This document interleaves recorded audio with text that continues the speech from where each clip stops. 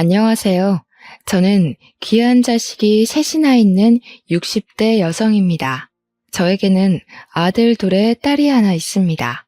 큰아들과 딸은 제 몸으로 낳았지만 둘째 아들은 제 마음으로 낳은 아들입니다. 그런데 이 못난 어미가 마음으로 낳은 아들의 가슴에 상처를 주는 일을 저질렀습니다. 그래도 우리 둘째는 저희 딸과 저희의 인생을 구해주었습니다. 그런 일을 한꺼번에 겪게 되어 이렇게 사연글을 남기게 되었습니다. 우리 둘째를 만난 건 아마 운명이었지 싶어요. 저희 집은 한 동네에서 오랫동안 살고 있었어요. 결혼해서 아이 둘을 낳고 지금까지 이 동네에서 이사했으면 했지 한 번도 다른 동네로 이사를 해본 적이 없었습니다. 큰아들이 초등학교에 들어가면서 친구를 사귀었더라고요. 친하게 지낸다며 친구를 우리 집으로 데려왔습니다. 우리 마을에 산다는데 저는 웬만한 집의 아이들을 다 알고 있지만 그 아이는 처음 보는 아이였어요. 빡빡 머리를 깎은 8살 아이는 저를 보며 수줍게 웃으며 머리를 긁적이더라고요. 환한 미소를 짓는 아이가 얼마나 예쁘던지 물끄러미 얼굴을 쳐다보았어요. 정말 웃는 미소가 예쁜 아이였거든요. 친구 집에 처음 놀러 왔다면서 어린애가 얼마나 얌전하고 의젓하던지 처음 보는 순간부터 그 아이가 제 마음을 파고들었습니다. 어디서 사느냐고 물어보니 저희 집 옆집에 산다는 것이었어요. 그 집에는 할머니 혼자 사시는 집이었습니다. 최근에 동네 사람들이 하는 이야기로는 그 할머니 아들이 이혼하고 손자를 맡아 기르신다고 하셨는데 바로 그 녀석이었죠. 어떻게 이렇게 알토란 같은 녀석을 두고 이혼을 했는지 저라면 수십 번 눈에 밟힐 것 같았어요. 그만큼 그 녀석은 제 마음에 들었습니다. 부부 사이의 일은 부부만 안다지만 참 아이가 가여워 보였어요. 아들과 친구가 된 녀석은 자주 우리 집에 와서 놀다 가곤 했습니다. 아이는 잘하는데 손이나 바짓단이 달아 뜯어져 있거나 옷 한 벌을 오래 입고 다니고 있었어요. 그것을 보는데 참 안타까웠어요. 추운 겨울에도 손목이 튀어나와 손이 허옇게 텄더라고요. 따뜻한 잠바 하나 없어 얇은 봄, 가을 잠바로 겨울을 나기도 하고요. 하지만 아이에게 왜 그렇게 다니니? 말을 물어볼 수가 없었습니다. 그 집 사정을 다 알고 있기도 했었고 아이가 받을 상처가 걱정되었거든요. 그래도 챙겨주고 싶은 마음은 어쩔 수가 없잖아요. 그래서 저는 머리를 열심히 굴렸습니다. 아이가 상처를 받지 않으면서 몰래 도와줄 방법을요. 저는 아이에게 집도 가깝고 할머니도 청소일로 늦으시니 밥 먹고 씻고 가라면서 저희 아들의 옷을 입혀보내고는 했습니다. 다행히 저희 아이보다 한 치수가 작았던 아이였기에 괜찮다, 너 입어라. 우리 아들은 안 맞는다고 하면 좋아서 싱글벙글 웃더군요. 방학 때 여행을 가게 되면 꼭 그 아이를 데리고 가고 했어요. 정말 잠자는 곳만 다를 뿐 우리 아이처럼 걷었네요. 그렇게 그 아이와 6년을 보내고 아이가 초등학교 졸업을 앞두고 있을 때였어요. 아이의 할머니가 교통사고로 갑작스럽게 돌아가시게 되었어요. 할머니는 원래 그전까지는 건물 청소를 하셨는데 나이 있어 일을 잘리셨더라고요. 그러면서 어린 손자를 키우기 위해 새벽에는 폐지를 주우러 다니셨나 봐요. 그런데 밤늦게 음주운전하던 차에 치여 그 자리에서 즉사하신 겁니다. 더 어이없는 상황은 그 뒤에 이어졌어요. 장례식장에 찾아갔더니 그 아이의 아빠가 차주 사람들하고 보상금 이야기를 하더라고요. 그래서 아이도 이제 데려가겠거니 이제 아빠랑 살겠구나 하고 생각했습니다. 그래도 부모랑 사는 거니까 더 아이에게 좋겠거니 했죠. 새엄마라는 사람도 보이니 이제 제대로 챙길 사람이 있어 다행이라고요. 한참 차주 사람들하고 보상 이야기를 하다가 그 사람들이 돌아가니 둘이 이야기를 하더라고요. 옆에 앉아있는 저의 귀 속에 그들의 이야기가 그대로 들어와 꽂히는 거였어요. 어머, 돈이 5천이나 생겼네. 노인네 살아생전 땡전 한 푼 없이 살더니 죽어서 자식한테 돈을 쥐어주고 가는 것 보니까 헛되게 죽은 게 아니라 다행이야. 근데 자기야, 당신 아들 어떻게 할 거야? 우리가 키워야 하는 거 아니지? 아, 나 애 안 키워봤어. 어떡해. 나 몰라. 당신이 알아서 챙겨. 저는 어이없는 말에 먹던 육개장이 입 밖으로 튀어나갈 지경이었어요. 그리고 길게 한숨을 내쉬었죠. 그 옆에는 아이도 서 있는데 둘이 앉아서 그런 이야기를 하니 한숨이 안 나올 수가 있나요? 그런데 그 아이 아빠의 말이 더 아이의 가슴에 대못을 박더라고요. 어쩌면 부모라는 사람들이 그런 이야기를 아이 앞에서 꺼낼 수가 있는지 지금 생각해도 정신이 아득해지네요. 에이씨, 왜 내가 키워? 걱정 마라. 어차피 애엄마랑 이혼할 때 고아원에 데려다 버리기로 약속하고 한 이혼이야. 고아원에 버려놨더니 노인네가 어떻게 피부치를 그렇게 버리냐고 데리고 와서 직접 키운다고 한 거야. 그냥 예전처럼 다시 고아원에 데려다 주면 돼. 몇 년 동안은 그래도 키워줬으니까 자기도 받아들이겠지. 옆에 듣고 있는 제가 다 속이 뒤집어지는데 아이는 어쩌겠어요. 바로 장례식장을 뛰쳐나가는 아이를 붙잡으려 했지만 놓치고 말았습니다. 추운 겨울에 아이가 어디로 사라졌는지 한참을 찾아 헤매도 보이지 않았어요. 걱정되는 마음에 우리 가족들이 뿔뿔이 흩어져 아이를 찾아 헤매 다녔는데 큰아이가 저에게 달려와서 그 아이가 집에 있다고 하는 겁니다.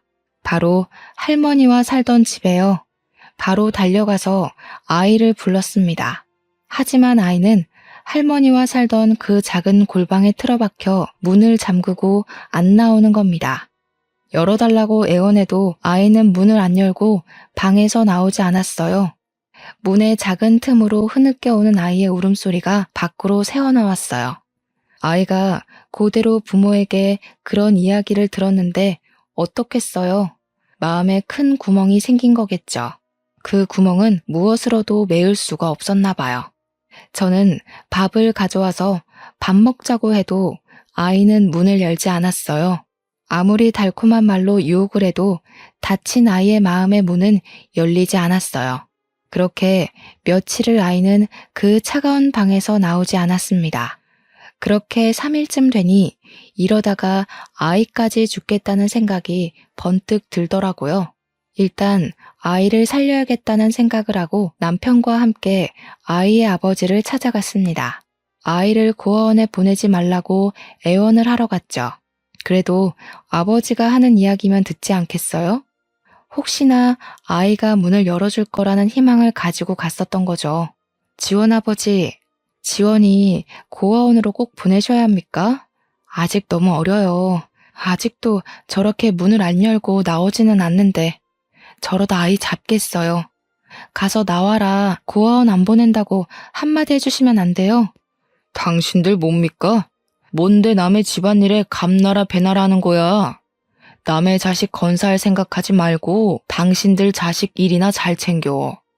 내 새끼는 내가 키우든 아니면 고아원 보내든 내가 알아서 할 거니까 아침부터 재수없게 찾아와서 에이, 퇴. 정말 말이 안 통하더라고요. 어떻게 이런 인성이 바닥인 사람한테 그런 아들이 태어났는지 알다가 모를 일이었습니다. 저는 그래도 다시 한번 그 아이 아버지에게 사정했습니다. 아이를 구하는 게 먼저였으니까요. 일단 아이는 살리고 봐야 하는 거 아닙니까? 벌써 저 안에 들어간 지 3일째입니다. 날도 차고 물 한 잔 못 마셨을 텐데 아이가 가엾지도 않으세요? 지원이는 정말 세상에 둘도 없는 착한 아이입니다. 아이를 고아원에 보내신다면 분명 나중에 후회하실 겁니다. 그렇게 그 애가 좋으면 당신이 데리고 살면 되잖아. 왜 여기까지 와서 사람 귀찮게 하는 거야? 내가 애 줄 테니까 데리고 가서 키워. 그러면 될 거 아니야. 아이씨, 당장 여기서 나가. 사람 짜증나게 하지 말고. 계속 이렇게 소란 피우면 경찰 부를 거야. 제 손으로 문 잠그고 들어간 애를 나보고 어쩌라고. 저는 아이 아버지의 말에 두 눈이 번쩍 뜨이더라고요. 어차피 잠만 할머니네 집에서 자던 거 그래 내가 거두자. 아들 하나 더 생기면 좋지 하고 생각했죠. 저희 남편도 같은 생각이었는지 저의 손을 꽉 잡는 겁니다. 저는 떨리는 손으로 가방에서 항상 가지고 다니던 거래 영수증과 볼펜을 꺼냈습니다. 그리고 아이 아버지에게 내밀었죠. 그럼 써주세요. 아이 포기한다고 써주세요. 친권 포기한다는 각서 말입니다. 그거 한 장 써주시면 당장 여기서 사라져 드릴게요. 거기에 아이 앞에 다시는 안 나타난다고, 그리고 아이 인생에 끼어들지 않겠다고 써주세요. 그럼 저희가 지원이 엄마 아빠가 되어줄게요. 그리고 꼭 도장이든 지장이든 찍어주십시오. 아이 아버지는 이상한 사람 보듯 저희를 위아래로 훑으며 쳐다보더라고요. 그리고 정말 저희가 귀찮았던 건지 아이가 싫었던 건지 얌전히 영수증에 양지원의 친권을 포기하고 앞으로 나와는 상관없는 아이다, 이렇게 쓰고 도장을 가지고 와서 찍어주더군요. 나중에 변호사 공증을 받으러 가니 전혀 효력이 없는 종이 조각이지만 그것은 아이를 설득하기에는 충분했습니다.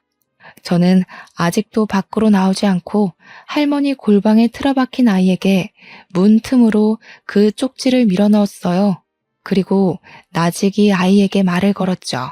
제발 문을 열어주길 빌면서 말입니다. 지원아, 내 말 들리니? 아줌마에게 새로운 아들이 생겼는데 누구인지 한번 들어볼래? 아줌마에게 원래 아들이 하나인데 양지원이라고. 아들이 한 명이 더 생겼어. 우리 한 집에서 같이 살래? 이제 아줌마라고 말고 엄마라고 불러줄래? 그럼 엄마가 우리 지원이 진짜 엄마 해줄 수 있는데. 아이는 제 말을 들었는지 한참을 안 해서 엉엉 울더라고요. 저도 문 앞에서 한참을 울었습니다. 그 작은 아이의 가슴에 구멍이 저로 인해 메어지길 기도하면서요. 한참을 울던 아이는 빼꼼하며 문을 열고 얼굴을 내밀었습니다. 그리고 제 얼굴과 제 남편의 얼굴을 보더니 문을 활짝 열고 다가와 와락 안기더군요. 며칠 만에 방 밖으로 나오는 아이의 손발이 얼음장으로 차가워져 있었습니다. 정말 저 같이 살아도 되는 거예요? 살다가 다시 고아원으로 보내는 거 아니에요? 저 밥도 많이 안 먹고 청소도 열심히 할 수도 있어요. 진짜 착한 아들이 되어드릴게요. 아이의 말이 저의 가슴에 비수처럼 내리꽂혔습니다. 어린 아이의 입에서 그런 말을 듣다니 어른으로 참 미안해졌습니다. 아이의 빡빡 깎아 까슬거리는 머리를 쓸어내렸습니다. 당연하지. 그 쪽지 봤지? 이제 아빠가 안 찾아오실 거야. 걱정하지 마. 이제 고아원에 안 가도 돼. 절대 고아원으로 안 보내. 그리고 난 밥 많이 먹는 아들을 원하는데 청소는 도와주면 내가 더 감사하지. 아이는 활짝 웃으며 예쁜 미소를 지어주더군요. 저는 아이를 다시 꽉 끌어안았어요. 저희 아들, 딸도 지원이와 함께 산다고 하니 뛸 듯이 좋아하더군요. 그렇게 저희에게는 가족 한 명이 더 생겼습니다. 가족이 4명에서 5명이 된 거죠. 우리 둘째 아들은 저희 집에 살게 되면서 열심히 집안일도 도와주고 저희의 일도 도와주었어요. 저희 부부는 과일 도매업을 했기 때문에 새벽에 나가서 공판장에서 과일을 떼와서 그것을 거래처로 옮기는 일을 했습니다. 일의 특성상 새벽 일찍 움직여야 했는데 주말만 되면 둘째는 우리를 따라 나서서 과일 상자를 옮기는 겁니다. 괜찮다고 아직 어린애가 하기에는 너무 힘든 일이다 하고 말려도 아이는 스스로 주말이면 일을 도와주었어요. 상인들 사이에서는 둘째 아들 하나는 정말 잘 뒀다면서 칭찬이 자자했죠. 그렇게 뿌듯할 때가 없었습니다. 둘째 아들은 그 와중에 전교 1등을 놓친 적이 없는 수재였습니다. 그렇게 새벽마다 도와주고 저녁에는 동생의 공부도 꼼꼼히 확인해주면서 집안일도 알뜰살뜰 도와주는데 어떻게 그 녀석을 싫어할 수가 있겠습니까?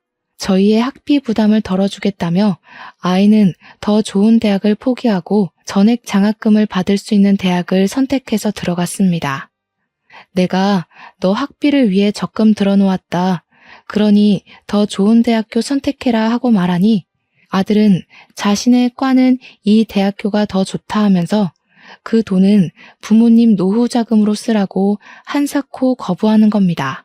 이렇게 잘 자란 내 새끼들은 각자 사회에 나가서 한 자리씩 차지하니 참으로 인생 잘 살고 아이들 잘 키웠다고 생각했습니다. 그렇게 대학도 졸업하고 저희 둘째 아들은 서울에 직장을 다니면서도 주말마다 집으로 내려와 새벽마다 일을 도와주었어요. 정말 대견하고 장하단 생각이 들면서도 걱정이 되었습니다. 가까운 길도 아니고 왕복 3시간이나 걸리는 거리를 매주 빼놓고 오는데 미안하지 않을 부모가 어디 있겠어요. 그만하라, 너 힘들다, 우리는 괜찮다 해도 둘째는 고지 듣지를 않더라고요. 부모님이 고생하는데 어떻게 아들이 가만히 있냐 그러는 겁니다. 정말 마음이 아리고 고마웠습니다. 그리고 매주 아들 얼굴 보니 또 좋았습니다. 그런데 어느 날은 병원에서 전화가 왔습니다. 둘째 아들이 오다가 교통사고 났다고 병원으로 오라는 겁니다. 아들은 응급실로 들어온 저희를 보고 두 눈을 동그랗게 뜨더군요. 어머니 아버지, 어떻게 알고 오셨어요? 저는 전화 안 드렸는데 병원에서 연락한 거예요? 아유, 별로 다치지도 않았는데 괜히 놀라시게. 저 정말 괜찮아요. 저는 아들의 손을 꽉 잡았어요. 도대체 무슨 일이 있었던 거야? 오다가 대충 들으니 국도에서 사고가 났다던데. 어떻게 사고가 났길래 차가 다 망가져? 여기 앞에 경찰말로는 상대방 운전자가 쇠파이프로 차를 망가뜨렸다고 하던데. 어떻게 된 거야? 너는 많이 다치지 않았어? 그 피는 뭐니? 아이는 얼굴에 감긴 붕대를 손으로 짚으며 어색한 미소를 저희에게 지어 보였습니다. 오다가 국도 넘어오는데 너무 어두워서 좀 천천히 갔더니 뒷차가 몇 번인가 클렉슨을 울리더라고요. 빠르게 간다고 갔는데도 불만이었는지 갑자기 제 앞으로 끼어들어오더니 급정거하며 멈춰섰어요. 그런데 운전자가 차에서 내리면서 쇠파이프를 가지고 다가오더라고요. 그 쇠파이프로 제 차를 내리쳤어요. 어떤 미친놈이 그런 짓을 한다니? 어디 더 다치진 않았고? 아유, 세상에, 뉴스에 미친놈 천지라더니 여기도 있었나 보다. 어디 얼굴 좀 보자. 다른 곳은 괜찮은 거야? 아이고, 내 새끼 눈에 보기도 아까운 자식을 이렇게 만들어놨네. 잡히기만 해봐 아주. 그냥 혼을 내줘야겠어. 잡을 수는 있다니? 둘째는 제 손을 꽉 잡으며 웃더라고요. 얼굴이 차 유리에 긁혀 살짝 찢어진 거 말고는 다친 곳 없어요. 너무 걱정하지 마세요. 경찰에게 들으니 잡는 건 쉽지 않나 봐요. 벌써 비슷한 사건이 몇 건인가 있어서 쫓고는 있는데 증거가 부족한가 봐요. 방범 카메라 하나 없는 국도만 골라서 그런 범행을 저지른 데다가 얼굴에는 마스크하고 모자까지 써서 찾기도 힘들고요. 하필 제 차는 블랙박스까지 같이 파손되는 바람에 그 장면이 안 찍혔나 봐요. 다행히 그 사람 손에 특이한 문신을 봐서 말해주었어요. 제이라는 문신을 손목에 새겼더라고요. 저는 길게 한숨을 내쉬었어요. 그래도 크게 안 다친 게 다행이다. 차만 그렇게 만든 게 천만에 다행이다 하고 넘겨야 했습니다. 속이 타도 어쩌겠어요. 경찰에서는 범인을 잡는 게 어렵다는 통보만 남기고 사건을 종결시켜 버렸습니다. 둘째 차가 파손당하고 한동안 저희에게 못 내려오니 그래 위험한데 잘 됐지 싶기도 했어요.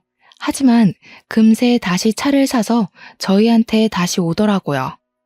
그렇게 시간이 흘러가고 저희 막내딸이 결혼하고 싶은 사람이 있다고 남자친구를 데리고 온다는 겁니다. 잘 됐다. 그래. 다들 홍기가 차가니 세 놈 중에 한 놈이라도 빨리 결혼시켜야겠다는 생각이 들었습니다. 큰 놈은 연애는 하는데 결혼 이야기는 코빼기도 안 하고 둘째는 일하랴 주말이면 이곳에 오는데 연애할 틈이라도 있겠어요. 넌 여자도 없냐 하고 말하면 그냥 말을 얼버무리는 통에 더 이상 말도 못 꺼냈습니다. 숫기가 없는지 아니면 연애에 재능이 없는지 제 눈에는 이렇게 이쁘고 잘생겼는데 여자들 눈이 삔 것인지 알 수가 없었어요. 그렇게 딸의 남자친구와 주말에 밥 한번 먹자면서 가족끼리 모였습니다.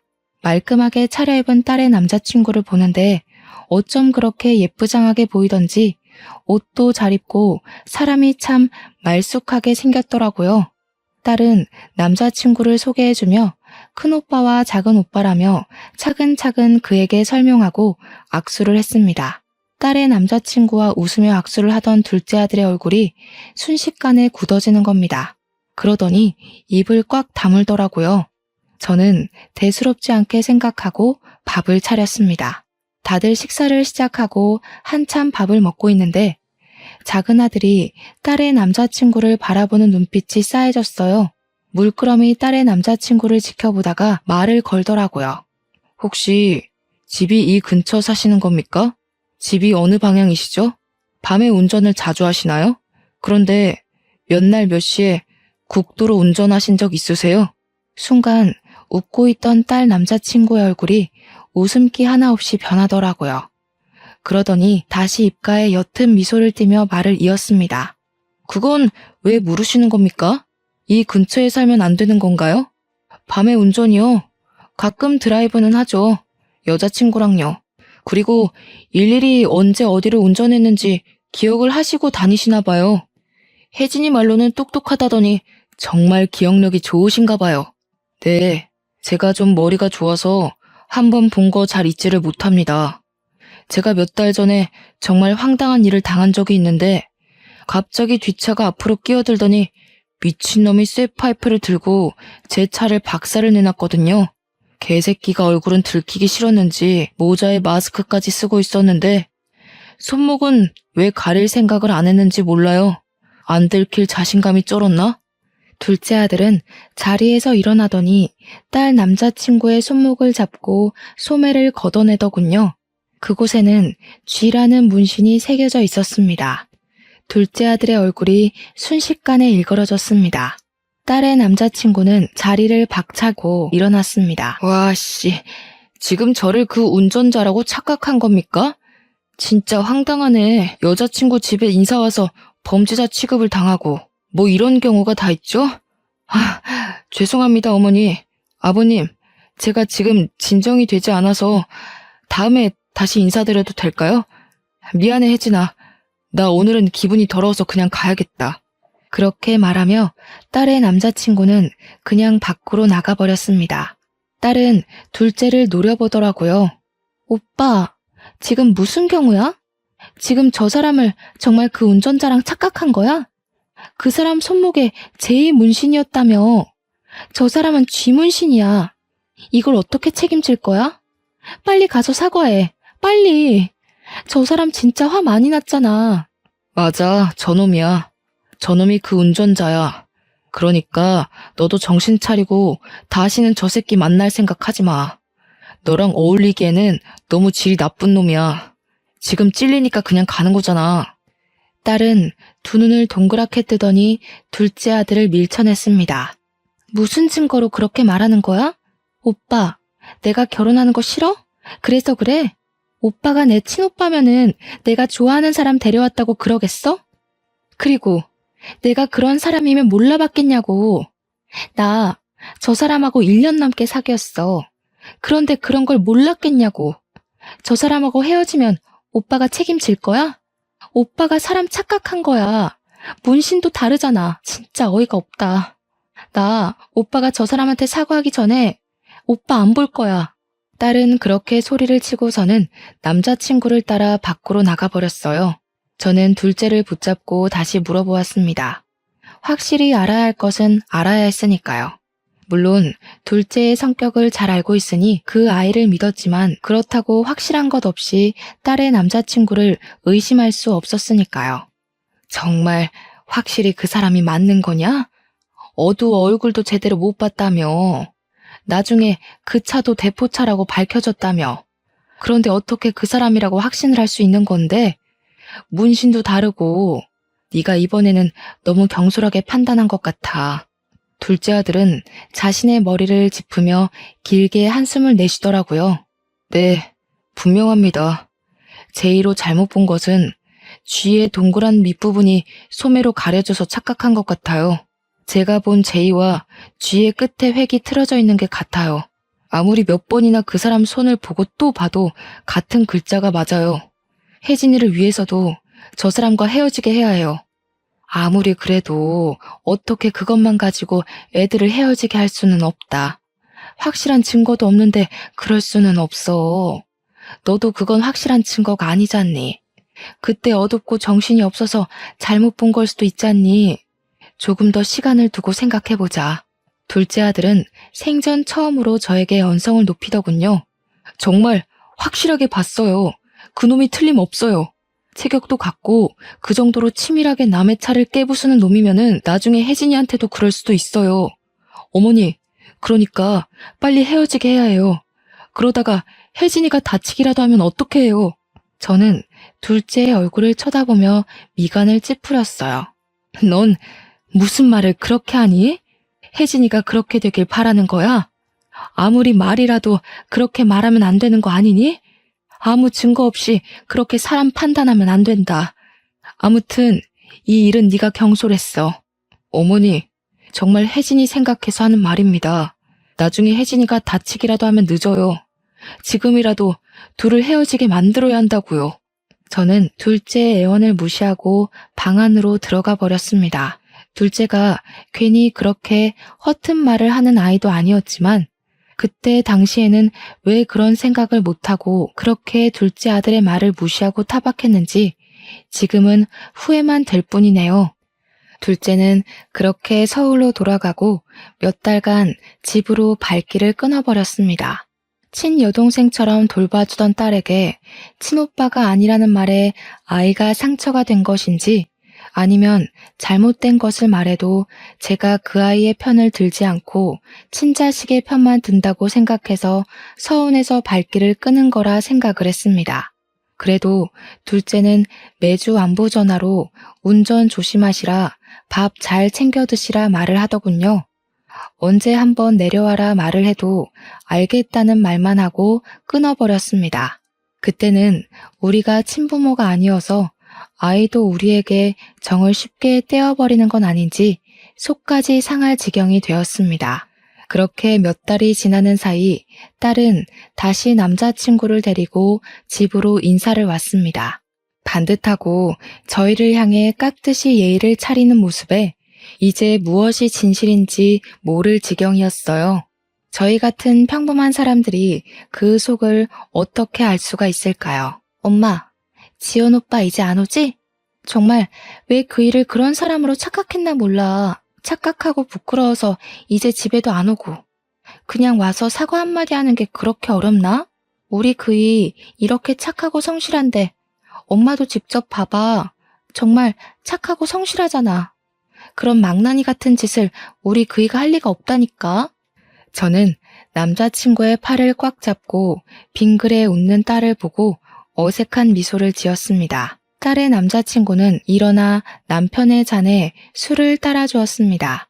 혜진이한테 들었습니다. 둘째 오빠는 친오빠가 아니라고 하더라고요. 정말 대단하십니다. 어떻게 남의 자식을 그렇게 친자식처럼 키우셨어요? 저 같으면 흉내도 못 냈을 겁니다. 존경합니다, 어머님, 아버님. 저도 자식으로 받아주십시오. 혜진이 울리지 않고 공주님처럼 모시며 잘 살겠습니다. 참 싹싹한 모습이 마음에 들었지만 그의 손의 문신에 또 눈길이 멈추더라고요. 설마 둘째의 말이 진짜면 어쩌지 하는 생각이 들었지만 바로 앞에서 저희를 보고 웃는 딸아이의 남자친구의 모습에 둘의 결혼을 허락했습니다. 설마 정말 범인이면 저렇게 마음 편하게 웃지는 않겠지라는 마음이 들었습니다.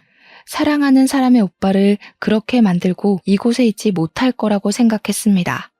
그렇게 결혼을 승낙하니 바로 상견례가 잡혔습니다. 저는 떨리는 마음으로 둘째에게 전화를 걸었습니다. 상견례를 핑계를 대면 그 녀석이 제 곁으로 돌아올 거라고 생각을 했거든요. 지원이니? 요즘 밥은 잘 먹고 다니는 거야? 언제 한번 내려오래도 왜 오지 않는 거야? 엄마가 네 얼굴 잊어버리겠다. 다음 주 주말에 혜진이 그 사람이랑 상견례를 하기로 했다. 지난 일은 다 잊어버리고 와서 얼굴 비추고 축하 좀 해주면 안 될까?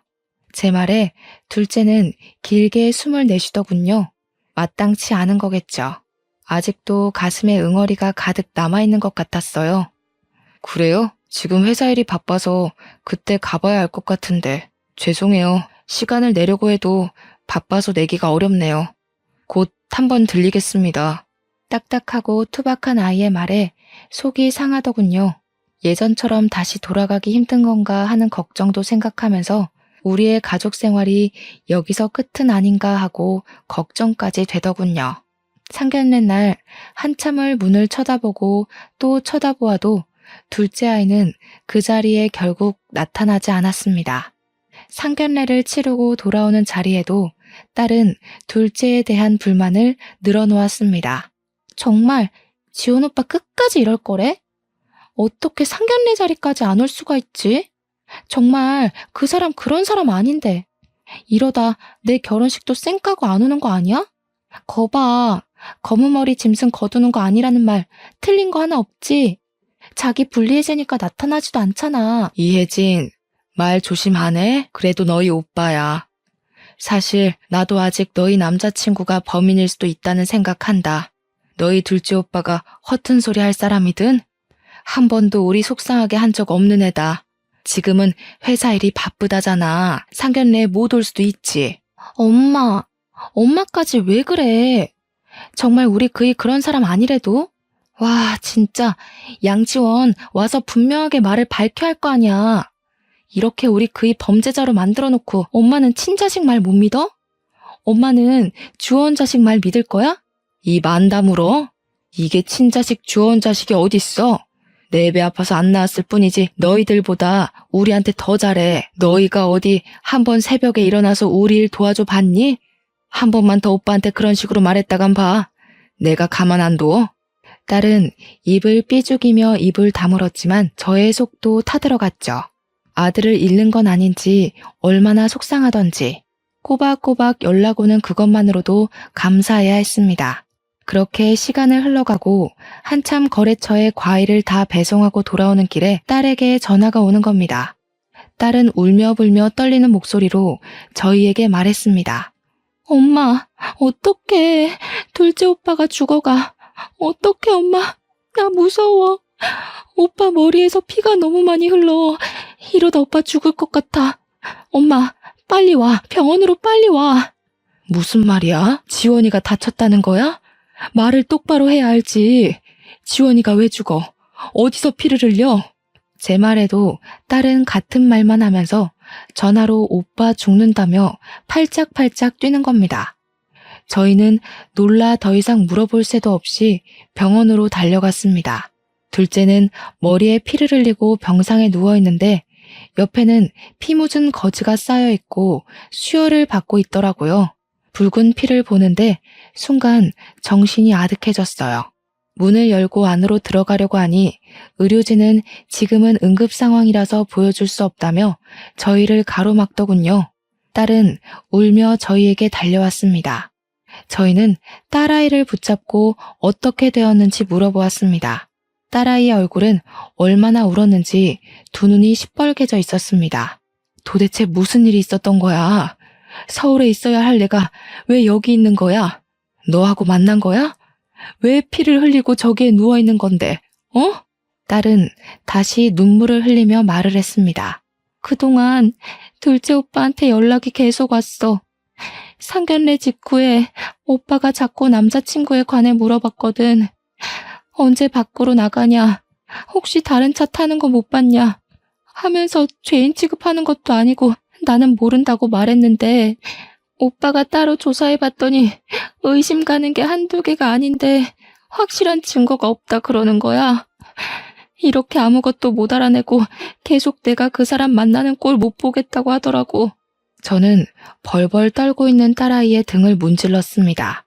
둘째는 그동안 주말마다 딸 남자친구의 뒤를 캐고 다녔나 봅니다. 아무래도 자신의 의심을 지울 수가 없었겠죠. 거기다 저희가 다 정색을 하니 저희한테 말도 못 꺼냈었나 봐요. 그 말을 듣는데 심장이 미어지더군요. 자식을 못 믿어서 이런 일이 일어났나 싶기도 하고 말입니다.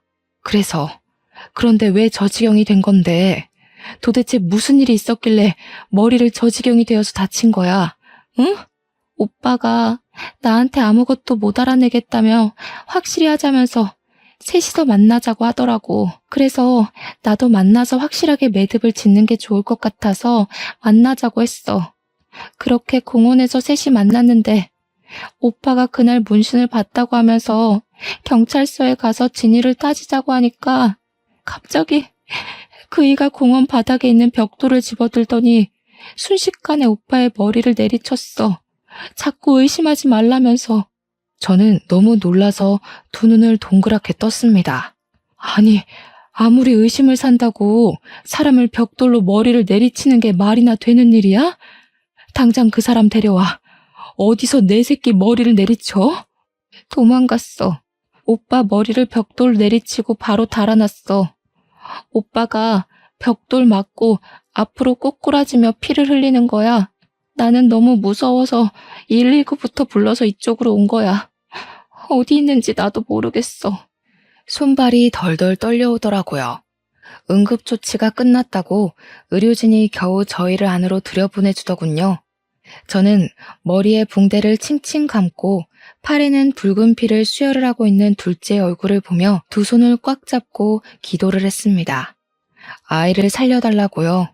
그리고 둘째에게 감사하다고 말했습니다. 둘째가 아니었으면 그런 사람과 딸은 부부로 인연을 맺었을 테니까요. 듣는지 모르겠지만 저는 아이에게 말을 걸었습니다. 지원아, 엄마가 왔어. 눈 좀 떠볼래? 귀한 내 새끼. 엄마한테 너무 서운했지? 엄마가 안 믿어줘서 너무 미안해. 우리 아들 엄마한테 다시 오면 이제 서운하게 안 할게. 그러니까 우리 엄마랑 아들로 조금만 더 지내자. 응? 그때 둘째가 손을 까딱이며 눈을 뜨더군요. 그리고 제 얼굴에 흐르는 눈물을 닦았어요. 울지 마세요. 울면 제가 너무 죄송해요. 저도 어머니 아들로 더 살고 싶어요. 하나도 서운 안 했어요. 그러니 걱정하지 마세요. 저는 아들을 꽉 끌어안고 또 한참을 울었습니다. 그리고 다시 아들을 저에게 돌려주신 하늘에 감사하고 또 감사했습니다. 아들이 깨어났다고 하니 경찰분이 병원으로 찾아왔습니다. 안녕하십니까? 일어나셨군요. 다행입니다. 제보 덕분에 범인을 잡았습니다. 예상하신 대로 벽돌로 내리친 사람이 난폭 운전자가 맞았더라고요. 그동안 제보해주신 증거를 토대로 저희가 더 조사해서 범인이 타고 다니던 차량도 찾아냈습니다. 그 사람의 아버지 명의로 되어 있는 시골 창고에서 발견되었더군요. 덕분에 정말 오랫동안 애먹은 사건을 해결했습니다. 잡았다니 다행입니다. 그동안 노력이 헛수고가 되지 않았군요. 잡지 못하면 어떻게 하나 걱정했습니다. 저는 아들의 손을 꽉 잡았습니다. 아들은 그동안의 조사를 한 것을 꾸준하게 경찰에 제보를 해왔더라고요. 그래서 수사에도 많은 도움이 되었다고 했습니다. 정말 눈썰미가 좋으신가 봐요. 그동안 몇 명인가 범인의 손목 문신을 보긴 했는데 문신이 있다는 것만 알고 글자인지 그림인지 특정조차 못하고 넘어갔거든요. 덕분에 미제 사건으로 끝날 수도 있는 사건을 해결하게 되었습니다. 그런데 아직 추가 증언을 해주셔야 해서 회복하시면 경찰서로 방문을 해주셔야 하는데 괜찮겠습니까? 아들은 그렇게 하겠다고 말을 했습니다. 경찰의 말을 옆에서 잠자코 듣고 있던 저희 딸이 조심히 자리에서 일어나 둘째에게 사과했습니다. 오빠, 정말 미안해. 내가 오빠를 못 믿었어. 친오빠가 아니란 말 진심이 아니었어. 그냥 속상해서 꺼낸 말이야. 용서해줘. 그리고 나를 그렇게 생각해줘서 너무 고마워. 그리고 일어나줘서 너무 고마워, 오빠. 아들은 울고 있는 딸의 등을 토닥였습니다. 됐다. 뭐 오빠가 되어서 여동생 투정도 못 받아들일 만큼 속 좁은 오빠는 하기 싫다. 용서고 뭐고 우리는 가족이잖아. 그런 게 무슨 의미가 있어. 오빠가 할 일을 한 거야. 그만 울어 못나나. 넌 울면 더 못생겨지더라. 딸은 둘째를 꽉 끌어안고 한참을 울더라고요. 아들이 퇴원하고 저와 둘째는 손을 꽉 잡고 경찰서로 향했습니다.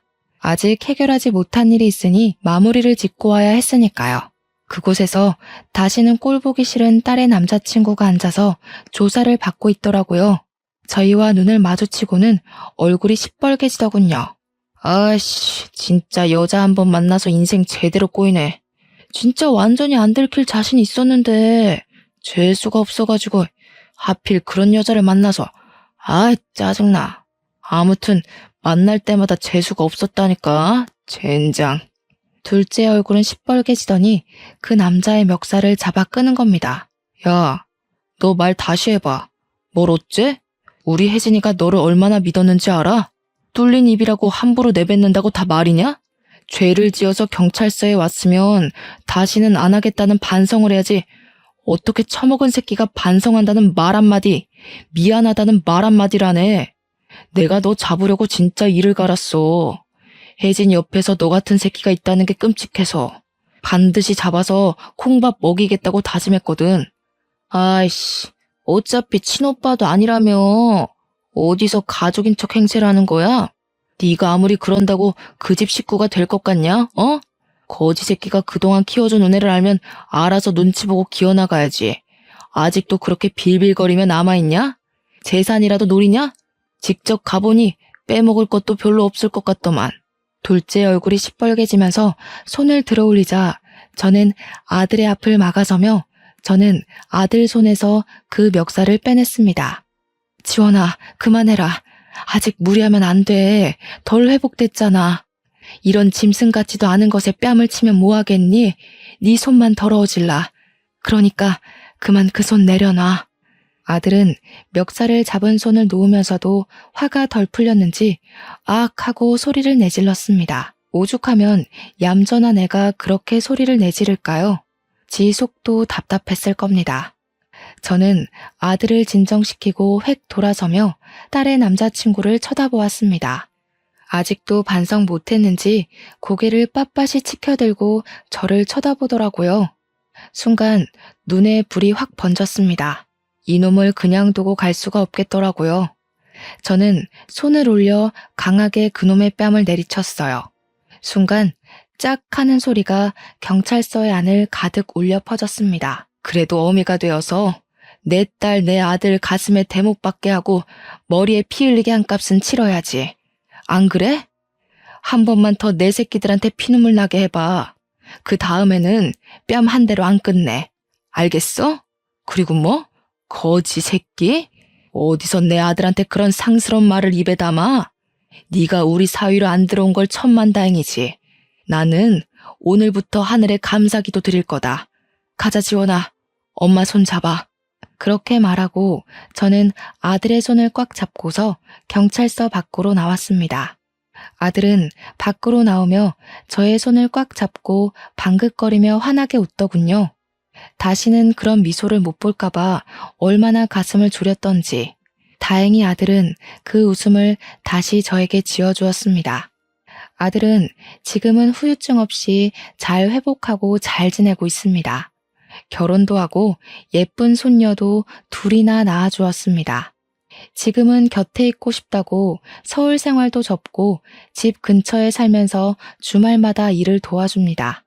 괜찮다고 하는데도 꼬박꼬박 도와주는 아들을 보며 대견하고 예쁜 내 새끼를 잃었을 뻔 생각을 하니 지금도 마음이 울컥합니다. 요즘 뉴스를 보니 정말 별의별 사람이 다 있더라고요.